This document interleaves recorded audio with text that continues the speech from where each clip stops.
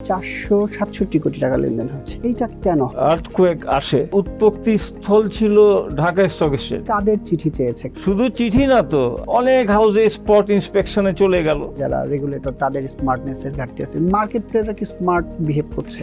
একটা শেয়ার যেটা 30 টাকায় আছে সেটা আমি 100 টাকা পর্যন্ত আমি কিনতে পারি। ক্ষতটা হচ্ছে, এই ক্ষত কি আপনি দেখছেন যে খুব কুইক রিকভারি কোনো সুযোগ দেখছেন? বিনিয়োগকারীরা বাজারে কনফিডেন্স নিয়ে আসে, ঠিক আছে, কিন্তু ওই যে ভূমিকম্পগুলো হয়।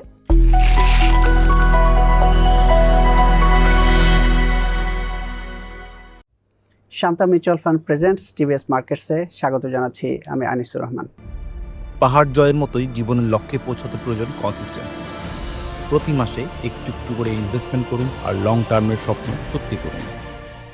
প্রিয় দর্শক, আমরা গত 3-4 সপ্তাহ ধরে মার্কেট দিচ্ছি। মার্কেট অনেকটাই ডিপ্রেস মোডে চলে গেছে। যদি সবশেষ কার্য দিবসের মার্কেটের হিসাবটা বলি, সেটা হচ্ছে 467 কোটি টাকা লেনদেন হয়েছে, যেটা গত এক মাস আগেও আমরা দেখেছি যে 1000 কোটি টাকা নিচে আসলে লেনদেন হয়নি। সেটা 1500-1600 কোটি টাকা পর্যন্ত চলে গিয়েছিল। মার্কেট অনেকটাই ডিপ্রেস। বিনিয়োগকারীরা বিভিন্ন জায়গায় আন্দোলন করছেন, বিভিন্ন জায়গায় স্মারকলিপি দিচ্ছেন, অনেকেই অনেকজনকে দোষারোপ করছেন।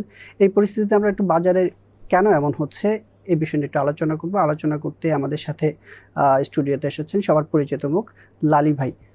আহমেদ রশিদ লালি, আপনাকে স্বাগত জানাচ্ছি টিভিএস মার্কেটসে। প্রথমেই একটু জানতে চাই যে শেষ কর্মদিবসে 467 কোটি টাকা লেনদেন হয়েছে, এইটা কেন হঠাৎ করে অনেক ফল করলো না? জি, আপনি সঠিক কথা বলেছেন। গত বৃহস্পতিবার আমরা মার্কেট শেষে যা দেখলাম সেটা 470 কোটি টাকার লেনদেন হয়েছে, যেটা অনেক দিন পরে আমরা দেখলাম 500-র নিচে নেমে আসছে। সো এইটা বেসিক্যালি কয়েকটা কারণে হয়েছে। সেটা আমি যদি এইটাকে এইভাবে বলি যে দেখেন, আমাদের পুঁজিবাজারটা না একেবারে মানে আসে না যে ইন্টারফারেন্স ছাড়া একটা বাজার, নিজের গতিতে চলা একটা বাজার, বাজারে কোনো ফ্রিলি ইনভেস্টররা মুভ করতে পারে এই রকম একটা বাজার কিন্তু আমরা এখনো পাই নাই। হ্যাঁ, সেখানে আমরা দেখি ছোট ছোট আপনার কি বলে ওটাকে, আর্থকুয়েক আসে, সেইটার ইয়েটা হয় আপনার বিভিন্ন জায়গায়। লাইক ফর এক্সাম্পল, কখনো এনবিআর থেকে আসে, কখনো ভূমিকম্পটা খুব 3-4 রেক্টর স্কেলের ভূমিকম্প আসে, এনবিআর থেকে আসে, বাংলাদেশ ব্যাংক থেকে আসে, এসএসসির থেকে আসে, ডিএসসির থেকে আসে। এই যাত্রায় যেটা হয়েছে সেটা হলো উৎপত্তি স্থল ছিল ঢাকা স্টক এক্সচেঞ্জ। কিভাবে উৎপত্তি স্থলটা হলো সেটা যে দেখেন, এই বাজারটা মার্জিন রুল খুব সুন্দর হয়েছে, সবাই এগ্রি করেছে। মাঝখানে একটা অনলাইন একটা খবর আসলো যে চেয়ারম্যান সাহেব একটা কথা বলেছেন যে এটা ক্রিমিনাল কেসও হবে। সেইটা পরের দিন ওনার নজরে পড়ার সাথে সাথে উনি কিন্তু জিনিসটা খণ্ডন করেছেন এবং একটা প্রেস রিলিজ দিয়ে উনি বলেছেন যে এইরকম কোনো আলোচনা আমি করি নাই, কোনো জায়গায় কাউকে ইন্টারভিউ দেই নাই এইসব বিষয়। সো ওইটা শেষ। এই যে নেক্সট ট্রিমার যেটা আসলো সেটা হলো ডিএসসির থেকে। ওনারা 3-4 দিন আগে থেকে সব মোটামুটি অনেক হাউজে ফোন করলো যে ভাই কেন এই শেয়ারটা কিনতেছে এত দামে, কেন আপনার চিঠি দিয়েছে, ওই ইনভেস্টরদের কাগজপত্র চেয়েছে। এই যে একটা ট্রিমার আসলো বাজারে, এইটার জন্য বাজারটা আবার ডিপ্রেসড হয়ে গেল, বড় বিনিয়োগকারীরা সরে গেল। সো এইখান থেকে কিন্তু এইটা আজকে 470 কোটি টাকা, যেহেতু বড় বিনিয়োগকারী নাই। সো এই জিনিসটা হবার পরে বাজার যে রিয়াকশনটা দিল আপনাকে এই 3-4 দিন ধরে আমরা দেখছি, সেইটা এই ডিপ্রেসিভ একটা রিয়াকশন দিচ্ছে। আমার যেটা হলো সেটা হলো যে দেখেন, বাজারটা মার্জিন রুল সবাই মেনে নিচ্ছে, সুন্দর করে যাচ্ছে। এখানে এমন কিছু হয়ে যায় নাই যে ঢাকা স্টক এক্সচেঞ্জ ব্রোকারেজ হাউসে চিঠি দিয়া জানবে কিংবা ফোন করে জিজ্ঞেস করবে, হ্যাঁ সব ইনভেস্টরদের কাগজপত্র নেবে, এমন বাজার কোথাও চলে যায় নাই, আইদার ডাউন অথবা আপ। বাজার একটা সুন্দর একটা পরিস্থিতি, ভালো একটা জায়গায় কিন্তু আছে। এই মুহূর্তে কেন এই সিদ্ধান্তটা নিল ঢাকা স্টক এক্সচেঞ্জ, আমি এটা বুঝতে পারি নাই, এখনো আমি বুঝি নাই। না, এই যে আপনিও একটা ব্রোকারেজ হাউস চালান, আসলে কাদের চিঠি চেয়েছে, কাদেরকে কাদের তথ্য শুধু চেয়েছে? চিঠি না তো, আপনার দেখেন, যদি বাজারে কোনো ব্যাড প্লে হয়, definitely Dhaka stock exchange will look ইট, এটা দেখবে। এইটা কি হয়েছে, হঠাৎ করে এই কাজটা হইল, অনেক হাউসে স্পট ইন্সপেকশনে চলে গেল। স্পট ইন্সপেকশন হয়, সমস্যা নাই, কিন্তু এমন একটা সময় আপনি স্পট ইন্সপেকশন দিয়ে দিলেন ব্রোকারেজ হাউসগুলোতে। সো এই জিনিসগুলো আমার মনে হয়, স্পট ইন্সপেকশন হয় 2 বছরে একবার হয় প্রত্যেক ব্রোকারেজ হাউসে, কিন্তু একেবারে এইভাবে করে এমন একটা পরিস্থিতি করে আপনারা স্পট ইন্সপেকশন, চিঠি, ফোন, এইটা মানে বাজারের, দেখেন, Dhaka Stock Exchange has provided a platform whereby all investors will buy and sell through that platform. So এই প্ল্যাটফর্মটাতে আমি যদি 100 কোটি টাকার মাল কিনি, আপনি যদি ফোন আসে, আপনি এত মাল কেন কিনলেন 100 কোটি টাকা দিয়া, সো আমার জিনিসপত্র সব কাগজপত্র পাঠান। তো এই পরিস্থিতি কেন আসবে? Sky is the limit.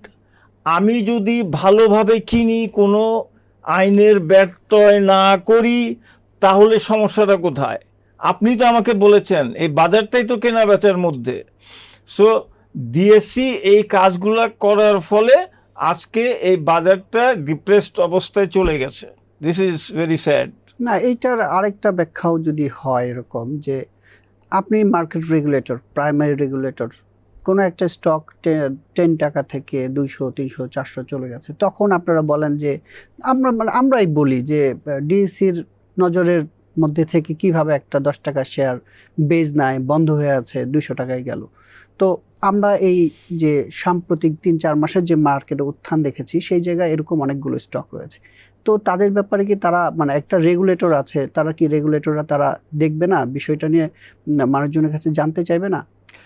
Number 1, you have a surveillance software, ঠিক আছে?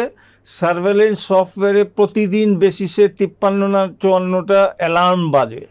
যখনই কোনো মানে দুষ্টু লোকে কিছু করে, তখনই সেই অ্যালার্মটা কিন্তু বাজে। সো আপনি ইনস্ট্যান্ট সেই কাজটা কেন করছেন না? কেন আপনাকে স্পটে পাঠাইতে হবে, ইন্সপেকশনে পাঠাইতে হবে? কেন আপনাকে চিঠি দিতে হবে? কেন আপনাকে ফোন করতে হবে? আপনি যখনই দেখছেন এবং সার্ভেলেন্স সিস্টেম যখনই আপনাকে জানাচ্ছে যে এখানে ব্যাড প্লে হচ্ছে, আপনি সাথে সাথে সে হাউসে ফোন দেন না যে ভাই আপনার হাউসটিকে এই কাজ হয়েছে, আপনি ইমিডিয়েটলি দেখে আমাকে রিপোর্ট করেন সার্ভেলেন্সটিকে। সাথে সাথে সে দেখা হয় সে বন্ধ করবে ওটা, অথবা দেখা সাথে সাথে ডিএসসিকে জানাবে যে হ্যাঁ এই জিনিসটা হয়েছে, আমি বন্ধ করছি, অথবা এই জিনিসটা হয় নাই। উনি ওটাও তো সেম মেসেজই দিত নাকি? না, সেম মেসেজ দেয় না ওইটা।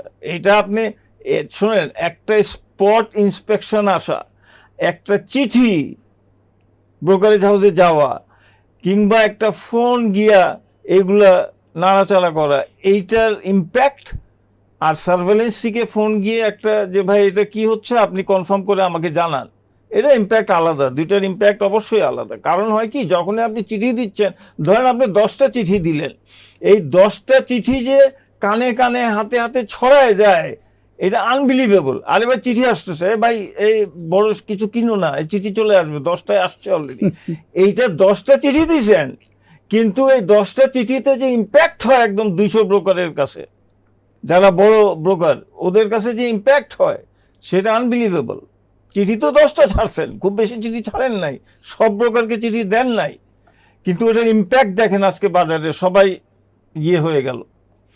সো এই জিনিসগুলো আমার মনে হয় খুব একটা ইসের মধ্যে যদি না নিয়ে, স্ট্রাকচার্ড ওয়েতে যদি না নিয়ে আসেন, আমি যেটা বললাম যে আপনার সার্ভেলেন্স সিস্টেম আছে, আপনি ওখান থেকে দেখে আপনি ইনভেস্টিগেট করেন না, সমস্যা তো নাই। বিকজ আপনাকে সে আইকিউ থাকতে হবে। সার্ভেলেন্স সিস্টেমে যারা বসে আছে তাদের সে আইকিউ থাকতে হবে। যদি ওই আইকিউ না থাকে, তাহলে পরে সব কিছুর মধ্যেই তার ইয়েটা হবে, সন্দেহটা হবে। সো এইসব জিনিস আমার মনে হয় স্ট্রাকচার্ড ওয়েতে না গেলে এই বাজার কোনো দিন ভালো হবে না। ওই কেউ আইসা একটা ওই ভূমিকম্প ছেড়ে দিবে, হ্যাঁ, সেটা বাস। না, এই জায়গায় আপনার ওই জায়গা থেকে যদি আমি একটু প্রশ্ন করি, আমাদের যে মার্কেট মেকার যারা, মানে আমি জানি না কি কারণে কাদেরকে চিঠি দেওয়া হয়েছে, মার্কেট মেকার যারা, তারা হচ্ছে কোনো একটা স্মল পেড আপ ক্যাপিটাল নিয়ে সেটাকে ধরে একটা আনবিলিভেবল জায়গায় নিয়ে যায়। তো একটা 10 টাকা শেয়ার 30 টাকা যখন যায়, তখন যতটা না চোখে লাগে, একটা 10 টাকা শেয়ার যখন 200 টাকা যায়, 300 টাকা যায়, সেটা চোখে লাগে। তখন মনে হয় এই বাজারে কি রেগুলেটর নাই, এই বাজারে কি মানে কেউ দেখভাল করছে না। তো এই জায়গাগুলো হচ্ছে কি না, মানে আমাদের মার্কেট প্লেয়ারের জায়গা থেকে আসলে তারা কতটা স্মার্টলি হ্যান্ডেল করছে, আর এই যে আপনি বলছিলেন যারা রেগুলেটর তাদের স্মার্টনেসের ঘাটতি আছে, মার্কেট প্লেয়াররা কি স্মার্ট বিহেভ করছে? দেখেন, একটা স্পেকুলেশন ইজ অ্যালাউড। স্পেকুলেশন আমি করতেই পারি। আমি একটা শেয়ার যেটা 30 টাকায় আছে সেটা আমি 100 টাকা পর্যন্ত আমি কিনতে পারি, ঠিক আছে, বিকজ আই এম স্পেকুলেটিং যে এই শেয়ারটা হয়তো 1 বছর পরে এদের কিছু প্রোডাক্ট আসতেছে, কিংবা এরা কিছু জয়েন্ট ভেঞ্চারে যাচ্ছে, কিংবা মেবি হইতে পারে। সো আমি সেটা স্পেকুলেট করে আমি সেটা পজিশন নিচ্ছি। কিন্তু আপনি সেই পজিশন আমি নিচ্ছি, কিন্তু আই এম নট ম্যানিপুলেটিং। এখন আমি as a management, DSC surveillance system কিংবা এসইসি সার্ভেলেন্স সিস্টেম, এই জিনিসটা তো আমাকে আপনি আটকাতে পারেন কিভাবে? সাথে সাথে আপনি আমাকে পয়েন্ট আউট করেন যে ভাই আপনি যে এই জিনিসটা নিচ্ছেন এখানে, একদিনে তো হয় না, এটা তো দিনে দিনে হচ্ছে। আপনি সেই জিনিসগুলো কেন দেখেন না দিনে দিনে? আপনি চিঠি দেন কোম্পানিকে যে ভাই আপনার 30 টাকার থেকে 100 টাকা শেয়ার হয়ে গেছে, কোনো প্রাইস সেন্সিটিভ ইনফরমেশন আসে কিনা। সে বলে দেয় যে না, কোনো প্রাইস সেন্সিটিভ ইনফরমেশন নাই। 6 মাস পরে একটা প্রাইস সেন্সিটিভ ইনফরমেশন চলে আসলো। তো এই 6 মাস পরে আপনি কি অ্যাকশন নেন? ঢাকা স্টক এক্সচেঞ্জকে আমি প্রশ্ন করছি যে আপনারা কি অ্যাকশন নেন 6 মাস পরে? সে 6 মাস আগে বলছে যে না, কোনো প্রাইস সেন্সিটিভ ইনফরমেশন নাই, কিন্তু যে লোকটা 30 টাকার থেকে 100 টাকায় নিল, maybe he has got insider news যে 6 মাস পরে এই কাজটা হবে। তাইলে আপনারা কি অ্যাকশন নেন আমাকে বলেন। এরকম একটা দুইটা না, মেলা আছে। তো এই জিনিস, হ্যাঁ, সো এই জিনিসগুলো আপনি ওই ইয়েকে চিঠি দিয়ে খান, তো উনি বলে দিল যে না, কোনো প্রাইস সেন্সিটিভ ইনফরমেশন নাই, ফিনিশ, স্টোরি ফিনিশ। সেকেন্ড চিঠি দিলে ওটাও বলবে সেই সময় আমাদের ছিল না, এখন আছে, আমরা এখন দিছি।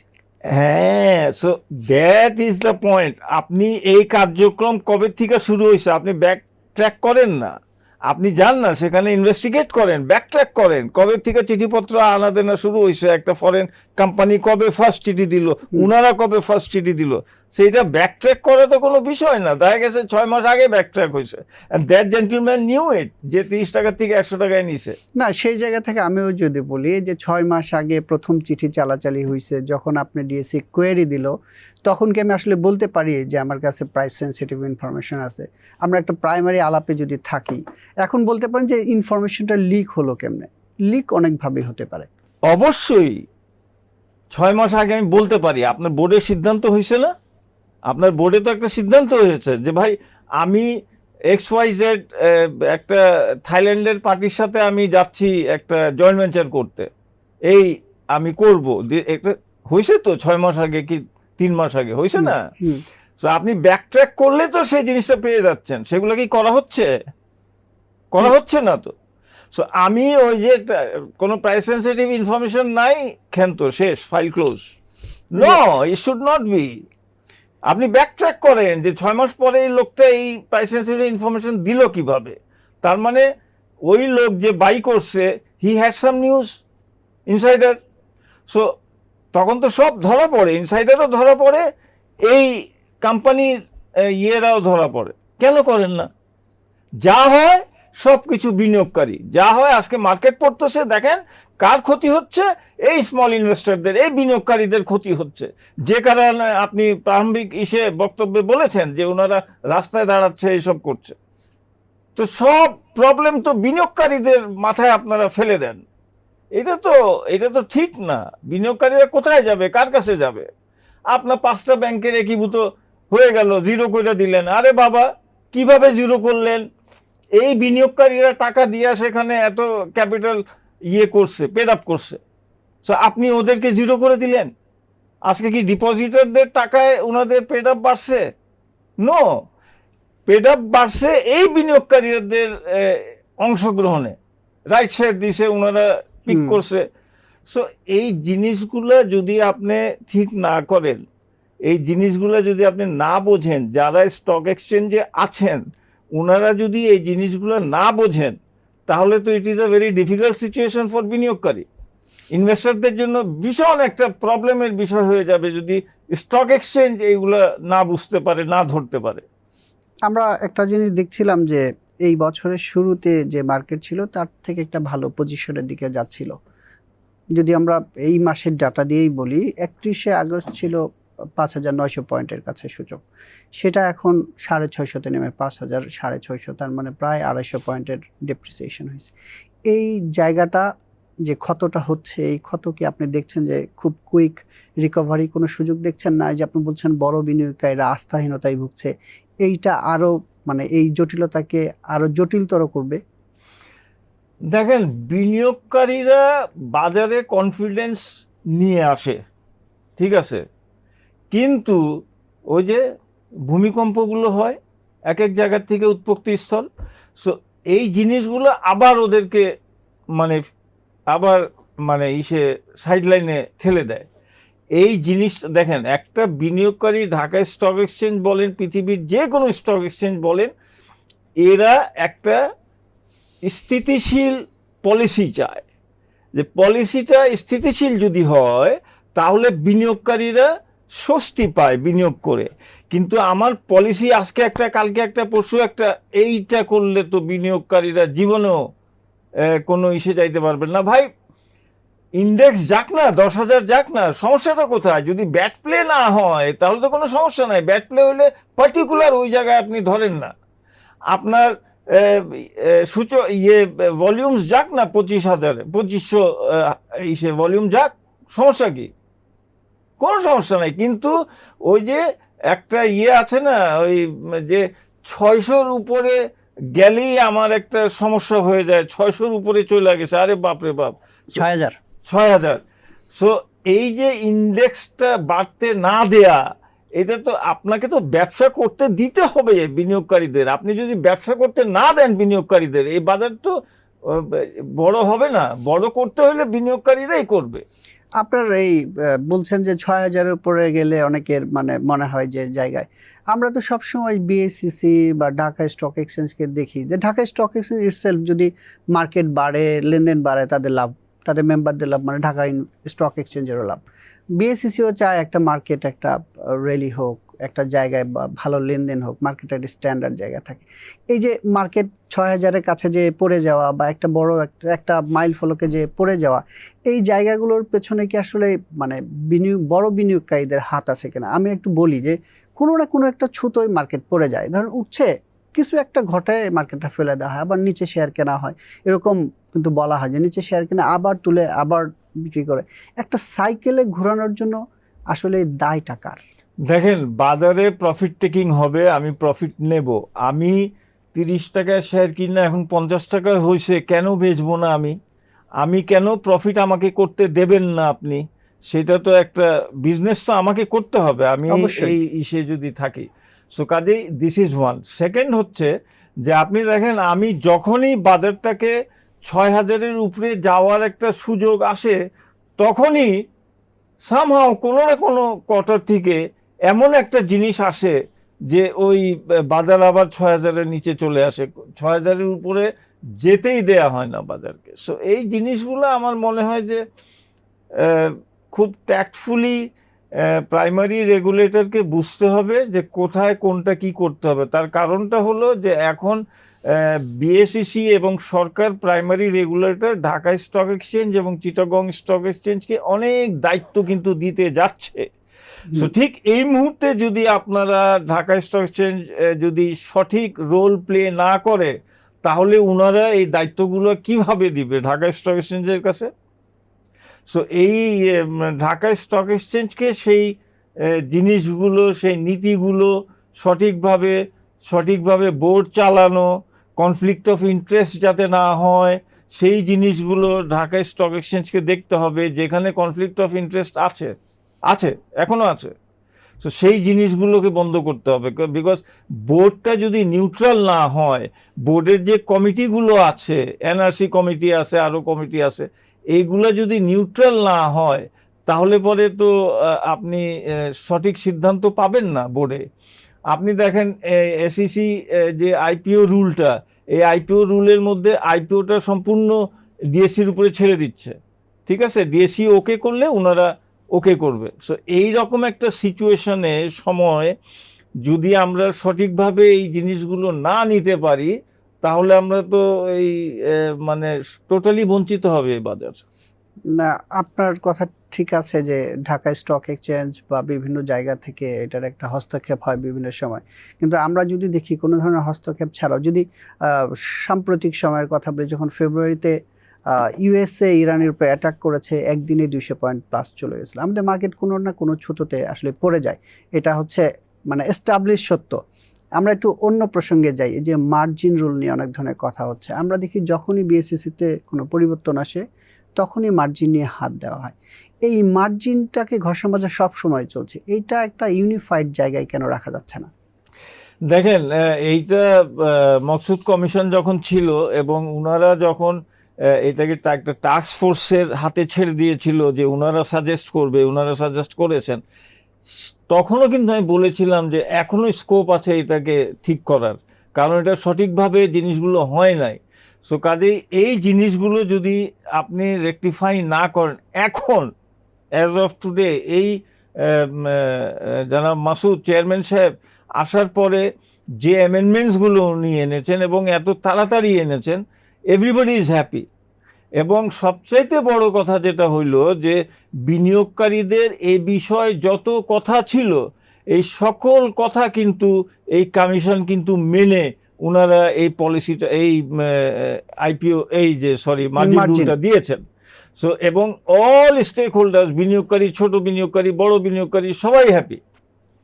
তো এইটা আমার মনে হয় যে এইটা is a great success of this new commission. এবং আমার কাছে মনে হয় যে আইপিও রুল যেটা আসতেছে সেটাও ভালো হবে। মার্জিন রুলে বেসিক্যালি ধরেন 30 পি থেকে 40 করা হয়েছে, এইটা করা হয়েছে বিকজ অফ ইনভেস্টররা চেয়েছে সেটা করা। না, এইটা কি আপনার, আমি একটু যদি বলি 30 থেকে 40 মার্কেটটাকে আরেকটু মানে দুর্বল কোম্পানির দিকে ধাবিত করা হলো কিনা? ধরেন যেখানে ভালো কোম্পানিগুলো পি আমরা 7, 8, 9 বিলো 10-এ দেখছি, সেখানে আসলে 40 দেওয়ার যৌক্তিকতা কোথাও দেখছেন?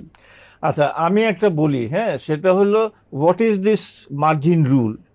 মার্জিন রুলটা হলো যে আমি পলিসি করে দিলাম 40p, now it is up to you, যারা এই মার্জিন রুল, এই মার্জিনে টাকা লগ্নি করছেন, উনাদের উপরে ডিপেন্ড করবে যে উনারা কতটুকু দিবেন। আপনি 20-তে দেন যে ভাই this is the limit, but আমি 20-র উপরে দেব না। এইটা তো এসইসি বলে নাই কখনো যে তুমি 40, সবাইকে 40-র মধ্যে দিবা। নো, আমার যে আমি দিচ্ছি, লোন দিচ্ছি, আমার তো একটা প্যারামিটার আছে, এর বাইরে আমি যাব না।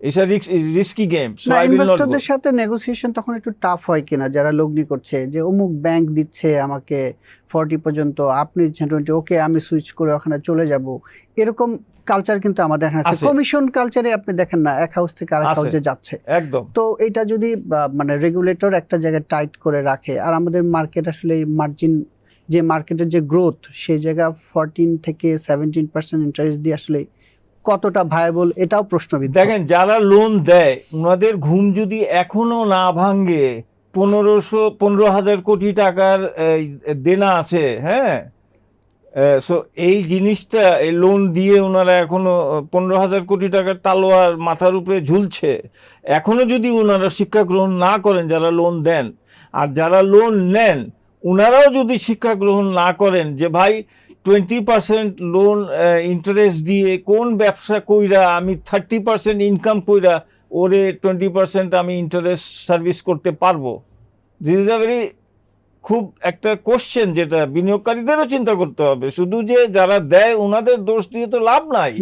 আমি বিনিয়োগকারী, আমি 20% ইন্টারেস্ট দিয়ে আমি এত লাভ করে এই 20% ইন্টারেস্ট দিতে পারবো? এটা তো ব্যাড লোন হবে না? সো আমি কোত্থেকে টাকা আনবো? সো কাজেই ইট ইজ বোথ ওয়ে। এইটা যারা দেয় ওনাদেরও চিন্তা করতে হবে যে 40 পিতে আমি দেব না, আমি 20-র উপরে যাব না।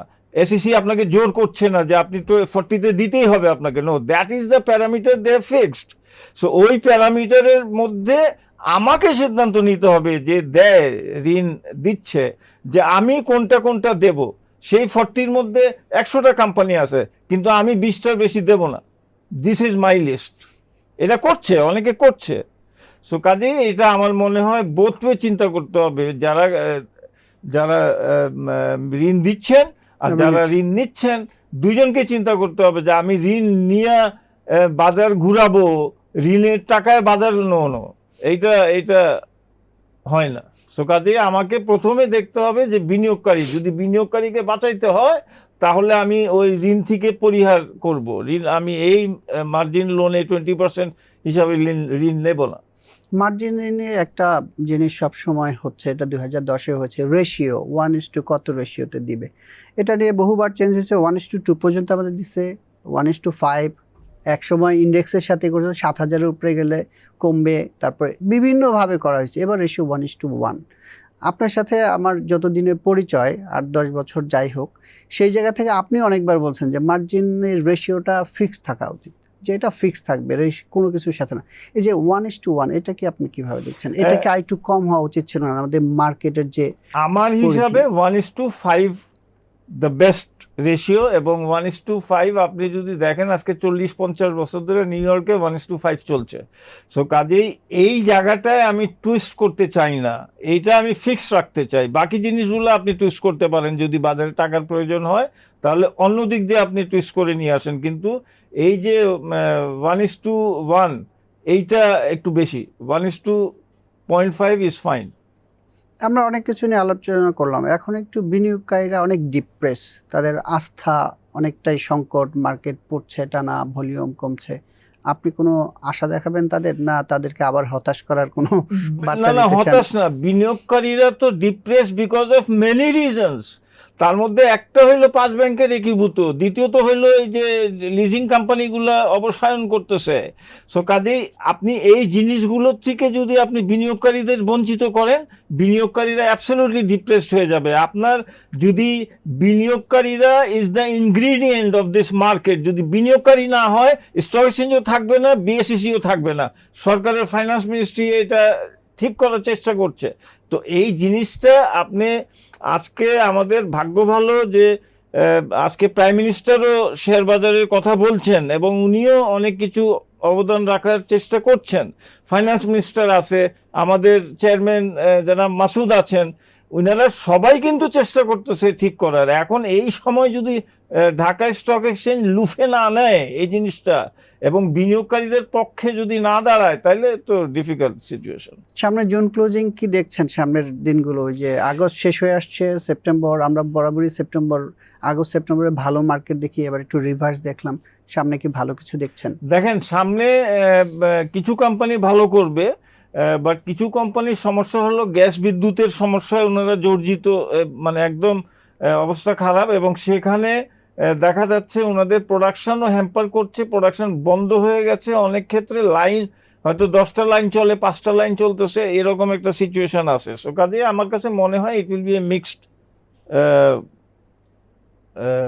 ইয়ার এন্ড। আপনাকে অসংখ্য ধন্যবাদ টিভিএস মার্কেটস আসার জন্য। আপনাকে এবং দর্শক মণ্ডলী সবাইকে অশেষ ধন্যবাদ। প্রিয় দর্শক, আমরা শুনছিলাম পুঁজিবাজারের খুব পরিচিত মুখ আহমেদ রশিদ আলীর কাছ থেকে। তিনি কিন্তু বাজারের এই পতনের পেছনে ঢাকা স্টক এক্সচেঞ্জকে দায়ী করে কিছু কথা বলেছেন। সেই সাথে অর্থনীতির যে অবস্থা, তাতে বিভিন্ন জায়গায় ইলেকট্রিসিটি ক্রাইসিসের কারণে কিন্তু বিভিন্ন জায়গায় প্রোডাকশনের যে হ্যাম্পার হয়েছে সেটার কথা বলছেন। সেই সাথে তিনি বলছেন যে যদি সব কিছু ঠিক রাখা যায়, সেই ক্ষেত্রে হয়তো বাজারে ভালো কোম্পানিগুলো সামনে যে জুন ক্লোজিংয়ে ডিভিডেন্ড দিবে, তারা একটা ভালো ডিভিডেন্ড দিবে বলে তার প্রত্যাশা। টিভিএস মার্কেটসের পরবর্তী পর্ব দেখার আমন্ত্রণ রইল।